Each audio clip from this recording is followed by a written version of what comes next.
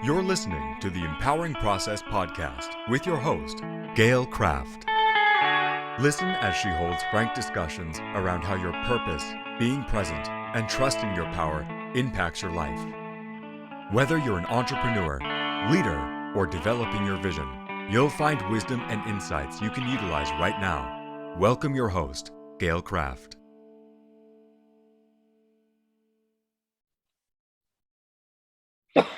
Hi, everybody. Gail Kraft here from the Empowering Process podcast. And with me today is Ann Wright. Ann is the founder of the Wright Coaching and Training Solutions. Ann empowers her clients through leadership and team coaching, and she facilitates workshops on interpersonal skills. Wright works with people to achieve their goals while also helping companies reach their objectives. She incorporates tools such as attitude, DISC, D-I-S-C. If you haven't done it, absolutely do it. Behavioral styles, so it's DISC behavioral styles, conflict resolutions, presentation skills, and time management. She and I are going to talk a little bit about what makes you stronger, right? If it doesn't kill you, it makes you stronger, right? Don't you hate hearing that, Ann, when people say that to you? Oh, you'll be so much better when you're through this. Yes, actually I do, because you're thinking at the time you're going through it, seriously, I just want to get through this because my heart hurts and it's just challenging. Love the song, right? And it's so true, right? And yet it's just still challenging. So right. yes, but I'm so happy to be here with you, Gail. Oh, this is fantastic. So we were having a little bit of a conversation, and we're going to talk about go through it to get through it to get to it. You bet. Right. Yes. That's one of my favorite things is, you got to go through it to get through it. And like we talked, to get to it. Yeah, to get to it. Right. So when you think about the pain of that we all face, the major disappointments, things don't turn out the way that we want. Someone dear to us hurts us, little heart stabs, physical pain, in accidents, as well as loss, death and loss of friends. I mean, we all go through a variety of disappointments and hurts in life.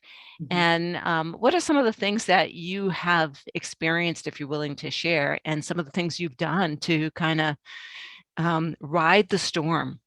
Sure.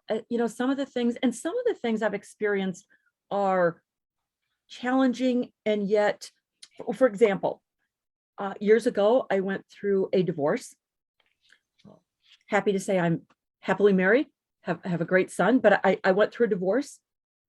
I have lost a job. When I say this, through no fault of my own, meaning that the place where I worked closed. And so everybody lost their jobs. We make mistakes, not getting a job you want.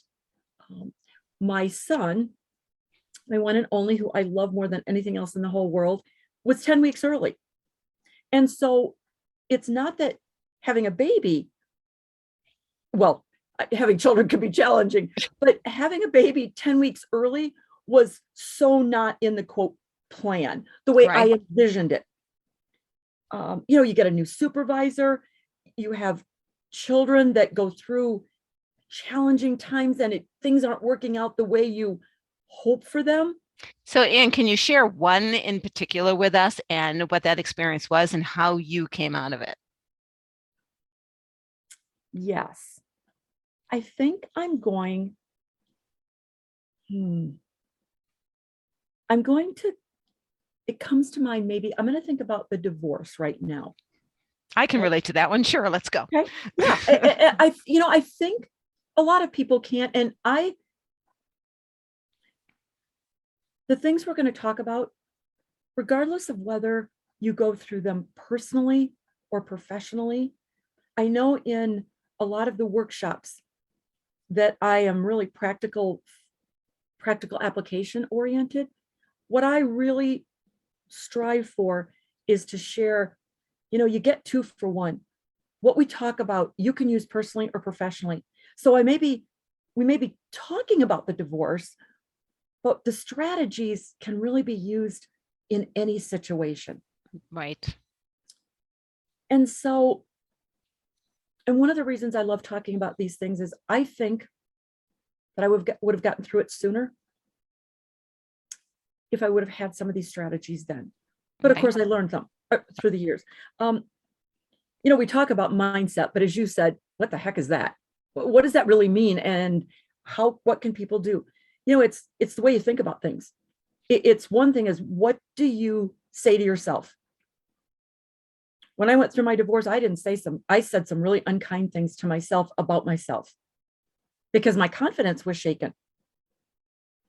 And I had to consciously rethink what I was telling myself. So in other words, I thought about, what are my wins?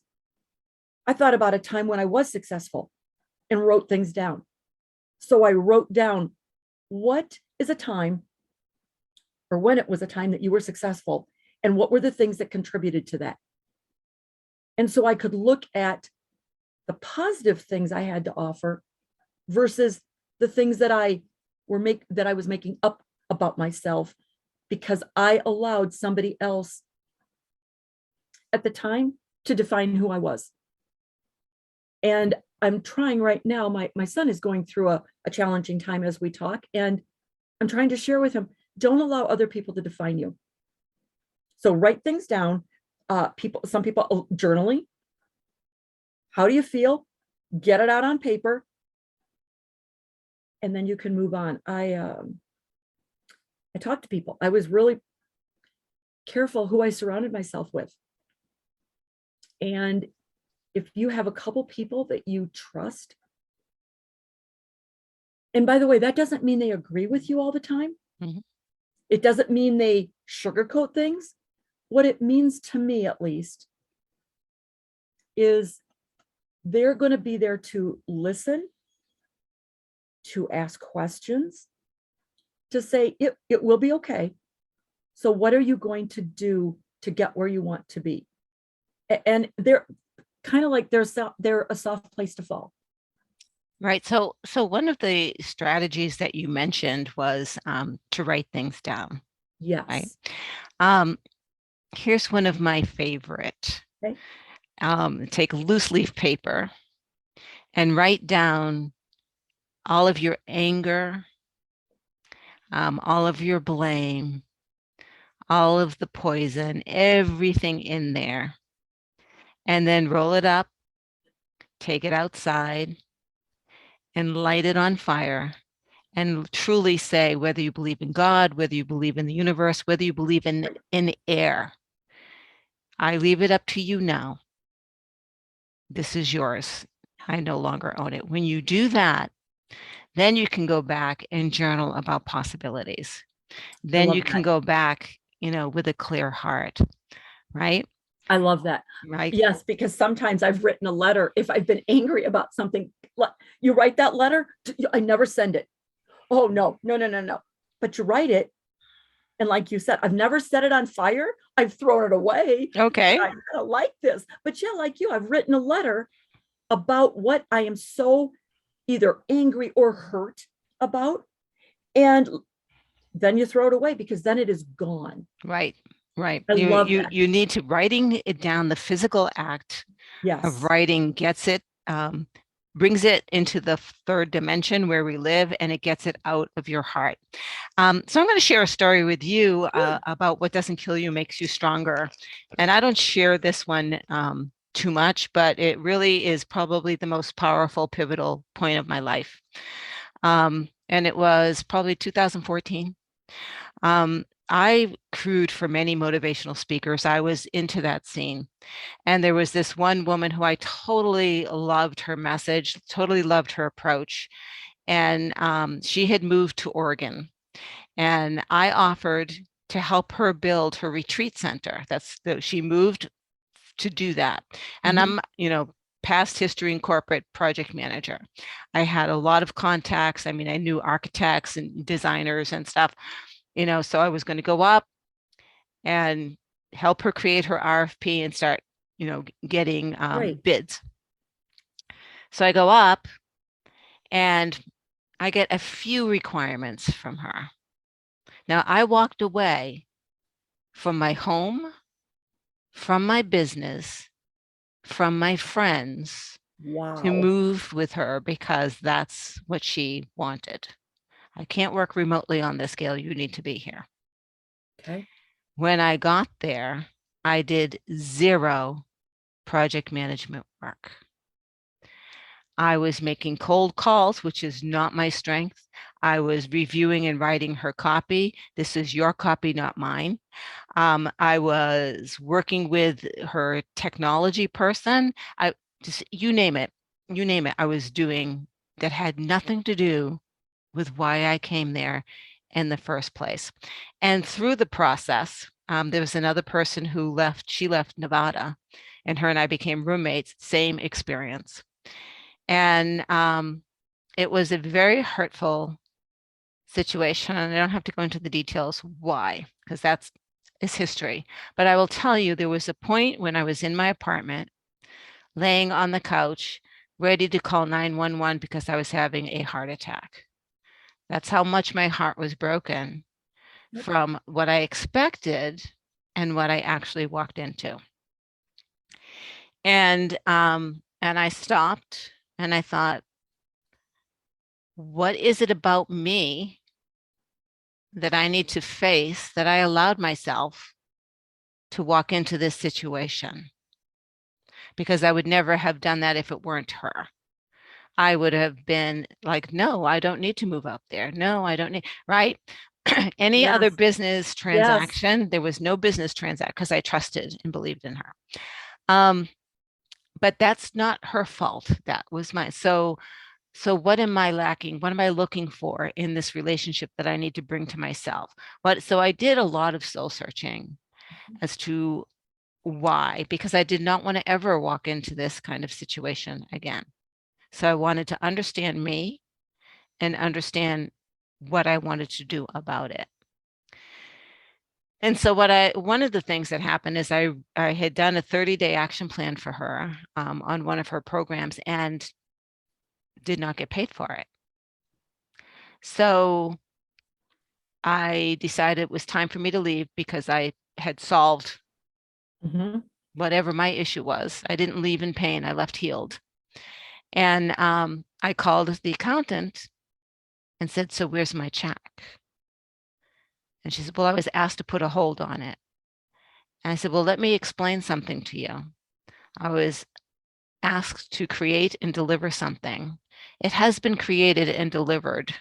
Your job is to pay me for that time. Do we have an issue here? And she cut me the check. I sent a letter to or email to my employer and said bye. And I've been blocked out of that community ever since, which is fine. The point being, I am such a different person because of that experience. I am nothing like the person that went up there. I could have come out of that angry, vengeful, bitter, not trusting anybody, right? All of the things that happened that could have turned into a negative result. And now I look at the pain that she was in, right? The growth that she still needs to deal with for her to be the type of person that she is. And now look for when there is a conflict, resistance in a relationship. What's my part? What's your part? Interesting you should say that, because I remember thinking as I was going through, and then after the divorce and everything, I asked myself the question or made the statement, whichever, I can either become bitter or better. Bitter or better? Or better. Ooh, right. I like that. And it's not, Gail, it's whenever I talk about better, I'm really careful, because I don't mean better than anybody else. That's not what I mean at all. I want to be really clear. And I know that you know what I mean, but I am working. I'm a work in progress. I will be until the day I leave this earth. We're all works in progress. Thank you. And when I say better, I mean a better version of myself. when my workshop on communication, or when I'm talking with clients, I remember saying, I'm a better communicator than I was 5 years ago. And boy, I sure hope I can say the same thing 5 years from now, because I just, it's all about enhancing and, again, becoming really the best version of ourselves. And that's just plain a work in progress. I mean, I like books and podcasts and movies and just all kinds of things. So I totally can relate to that. But I asked myself that question, and Right. it would have been easy. It's easy to go to the bitter part. Being a better version of yourselves, in my opinion, that's really hard work. But It it's takes so work. worth it. But Yeah. it is so worth it. Yeah. When I say do the work, that's the work I'm talking about. Oh Is boy. do the work on yourself. And honestly, when we think about um, our subconscious, our ego, our mind, its job is to keep us safe and keep Yes. us okay. And part of that, it means that we can never be wrong. And if we can never be wrong, then you must be the blame, right? And so we automatically, ego will create blame to keep us okay. And so it's our conscious mind that needs to keep, I won't say ego in check, because sometimes the ego, I know you're right, but to question, get curious about what's going on here. And Right. curiosity is the big nugget. And it's curious about yourself, your Mhm. own motivations, right? I'll say that now to people. So, what's your intention in saying that? Or I will ask myself, what's my intention in reacting the way that I'm reacting? Why am I reacting versus responding? Mhm. Right? Because Yes. that is not making choices when you react.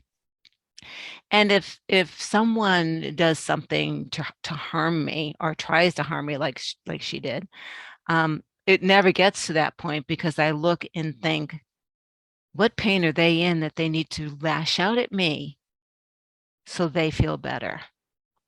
That's it. Yes, I totally agree with that, Gail, because and that is, it's not easy to get to that point, because like you said, our ego, we try to protect our feelings and other people's feelings.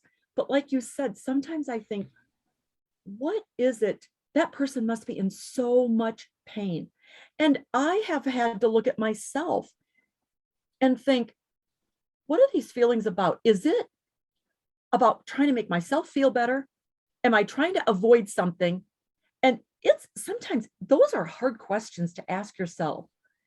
And yet, like I said earlier, the times that have been the toughest are probably the times that have grown the most. Right. My biggest growth was that Oh, experience. I mean, I've had some pretty powerful experiences, yep. but that one kicked me to the moon and back again.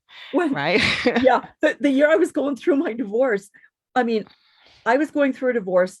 I almost lost my job because I was so distraught. Now I didn't. I picked myself up, and I got it together.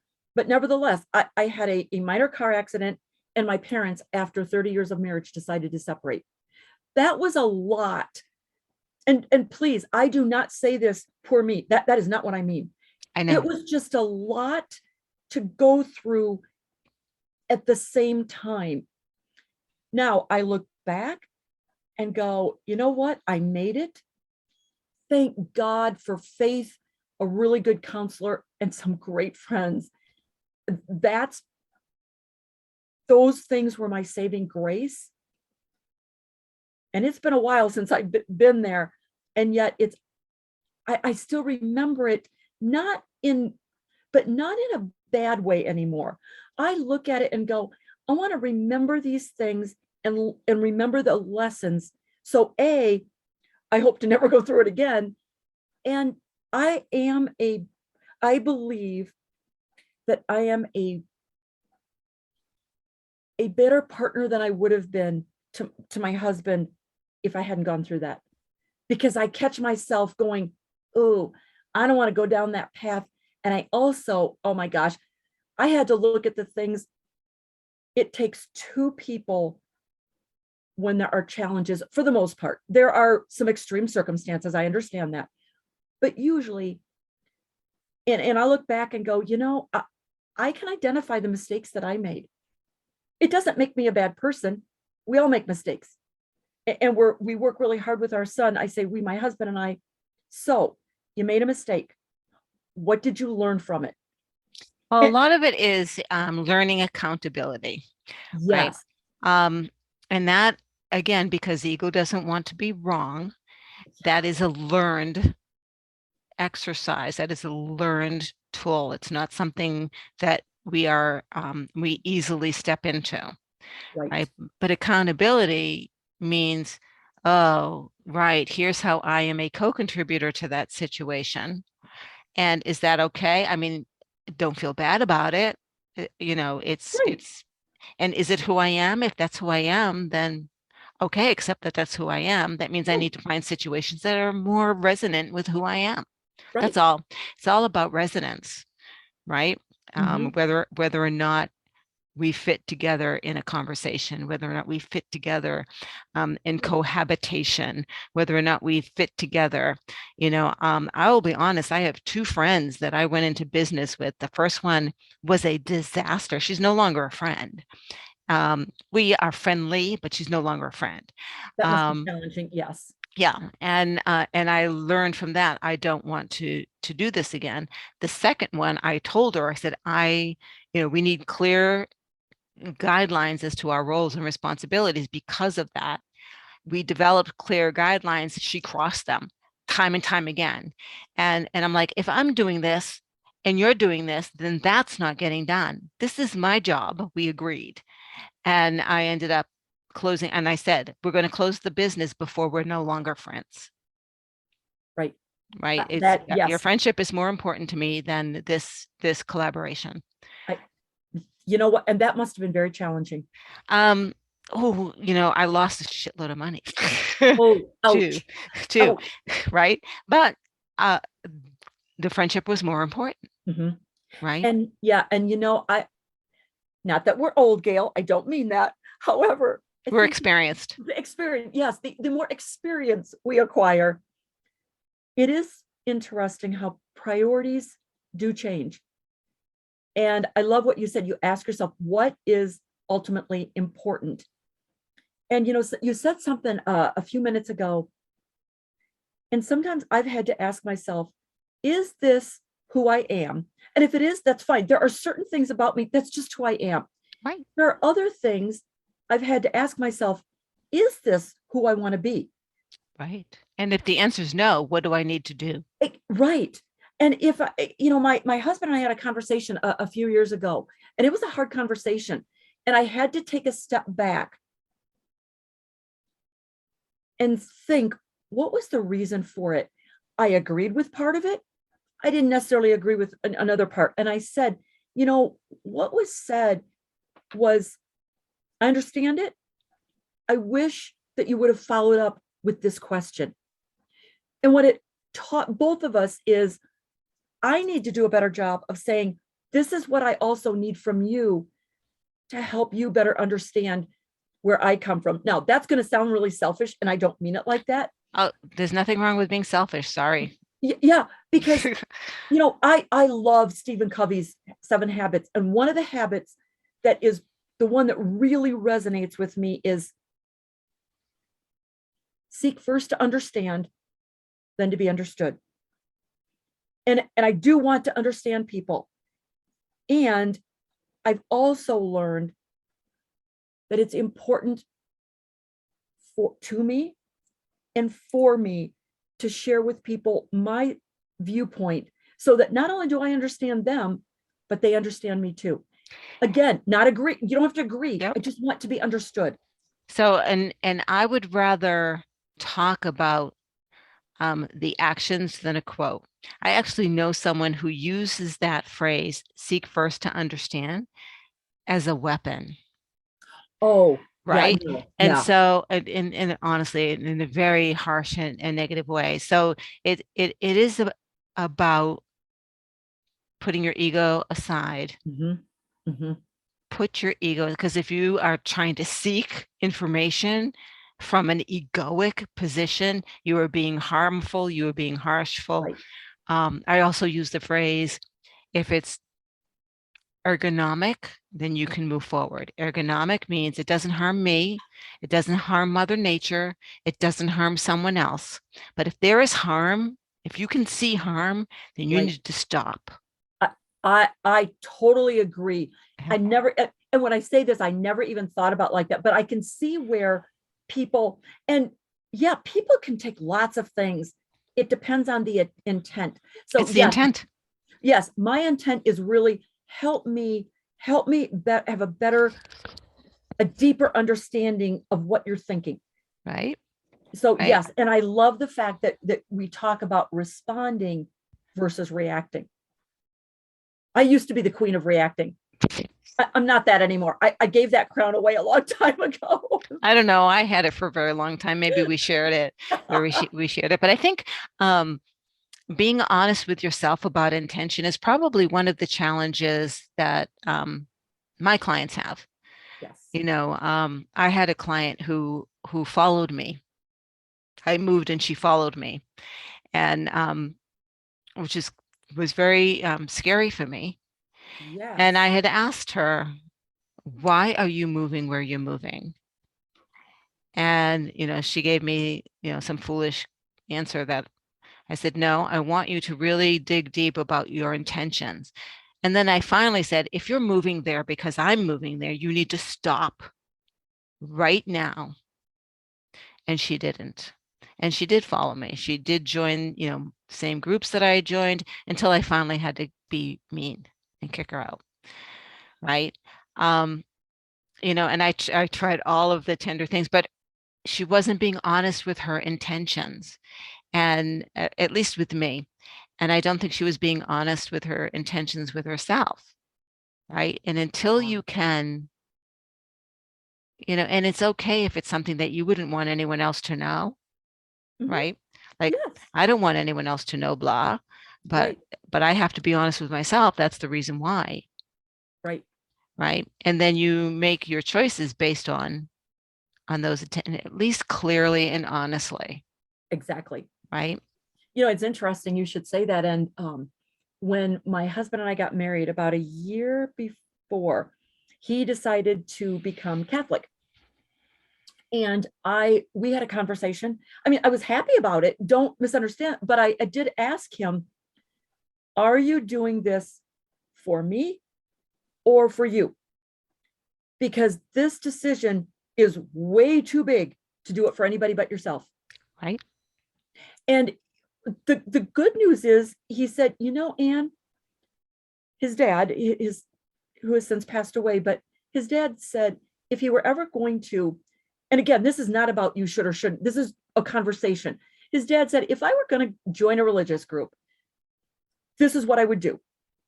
This is where I would join. And Doug said, I've given it a lot of thought, and this is what I want to do. And I'm doing it. He was doing it for him. Right. And I bring that up because it was I'm glad we said and had the conversation, don't do it for me. Yeah, he did it for himself. And it was a good decision. Right. Right. Exactly. Because it served here. There's nothing wrong with being selfish. Right. There is a lot wrong with being self-centered, but there is nothing wrong with being selfish. You need to take care of yourself first. You get on the airlines and the first thing that they say, this thing's going to come down, take care of you first. Right? Yes. Right. Yes. That is, how you do one thing is how you do everything. And that is how you should do everything. Right. I'm not saying take care of those you love, but take care of yourself first. Yes, because if you don't, and like you said, I talked to a couple of clients literally this week about the same issue. If you don't take care of yourself, you are not going to be around to take care of anybody else. Nor are you in a good frame of mind. What state, physical, emotional, psychological, spiritual, what state are you in when you make a choice? If it's not the strongest state you can be in, then you're not going to make a good choice. I'm sorry. You cannot make a good choice when, a car is crushing on top of you. You cannot make a good choice when you're being emotionally or physically abused. You cannot make a good choice right? When your heart is broken, you make choices so that ego feels better. Not a good Exactly. choice, Right. right? Yeah, that's a yes. I'm in Totally total agree, agreement. right? Totally agree with you, Dan. I'm just so many things and thoughts are going through my mind that yes, I totally agree with you. Right. And so people like you and people like me, what we do is we help people navigate the minefield to find the choices that resonate with them, and then give them the tools they can use so in the future they can make choices that are perfect for them. May not be Yeah, my choice, may not be your choice, but it's a choice that is perfect for them I at that agree. point in time. And that's the other thing. Give yourself grace to change. Exactly. If something doesn't work out, and sometimes people, Dr. Phyllis said, do you want to be right or do you want to be happy? And I've thought about that. And I ask people that sometimes. Look, do you want to be right or do you want to be happy? It doesn't mean you can't be right, but are you making this and sticking to your guns because of that ego? Or And I'm going to challenge your phrase about right. Nobody's right and nobody's wrong. There is yes, no such in my world that people get yes, very frustrated in my life. right, Um, and here's why, because there are different perspectives. yes. And you go to any police station and they're going to say eyewitnesses are the worst I've because they're heard, yes, looking from their perspective, and yes, you'll have four people yep, seeing the same thing and they're going to give you four different stories. right. And I agree with you because what's right for one person isn't necessarily right for another. I think what Or it's not the same filters. I'm not seeing things or feeling things through the same right, filters, right. right? And that can be a challenge during some different conversations. Like you said, it doesn't make either one right or wrong. It just means, can you look at things and then make the decision that you're comfortable with? Right. So if you're in a discussion where you're at a polarity of perspectives, and I want to first tell you the law of polarity tells you, for example, I had a friend who said, I came here into this life for love and to bring love and to be love, and I've had nothing but pain. And I'm like, well, that's the polarity of love. So you are experiencing love. You're just focused on the polarity of love. So back to polarity, if you have that different perspectives, can you say to the other person, help me understand where you're coming from your perspective, and I will help you understand mine. And then maybe we can come to a consensus Yes. because you're on the same polarity. And sometimes when you do that, at least my experience has been, you laugh and you say, we've been saying the same thing, just from a different point of view. My son said that literally a couple of weeks ago. He goes, Mom, I really think we're saying the same thing. We're just saying it in different ways. Right? Yeah. And you know what? He was right. Yep. And I am so happy that I can say, not only can I say I love my son, because I do, I also like him. Mm-hmm. I There's a like difference. yes, there is a difference. I do. I love him unconditionally. I also, that doesn't mean I always agree with him. He doesn't always agree with me either. Right. However, I like the person he is, and the man that he is, when I say working to become, that he wants to become, what Right. he's shared with me. I like that person. Right. Right. And so that's really it, it really is amazing. And so we talked about, you Yes. know, go through it to get through it, to do it or Yeah. whatever. Get But to it. Yeah. I like bitter or better. We Yeah. talked about being bitter or Yeah. being better. We talked about our own stories, and we shared some tools, Yeah. It's a right? And choice. shared some tools. And there's so many tools, and not everything works with everybody. And that's one of the things that we offer is variety. I will give Yes. you a bunch of different choices to see what resonates with you to move forward in your life. And so, Right. Anne, if people want to get in touch with you later, how would they do that? They can either email me at wrightsolutions123@msn.com, or I have a website, annwrightsolutions.com. They could certainly get in touch with me there. I love to work with and talk to people. I want to, I love quotes. I have quotes and, pictures all over. One of them is about determination. And it pretty much says determination. The race is not always to the swift, but to those who keep on running. That's fantastic, Ann. Thank you Thank so you. much for Thank joining you. me. Oh, And thank you again, for having me. Thank you, Gail. this was so much fun. This is Gail Kraft from the Empowering Process podcast. If this session, this episode resonates with you, let us know. If something came up because of it, also let us know. Maybe we'll get together again and answer your questions. And if you know someone that this might help, share it out to them. Thank you so much. Again, thank you, Ann. Gail Kraft from the Empowering Process podcast. Bye-bye. Thank you for listening to the Empowering Process podcast. Be sure to visit Gail at gailkraft.com to learn more about how she serves thought leaders, entrepreneurs, and goal seekers. And remember, if you like this broadcast, be sure to share and subscribe so you don't miss an episode.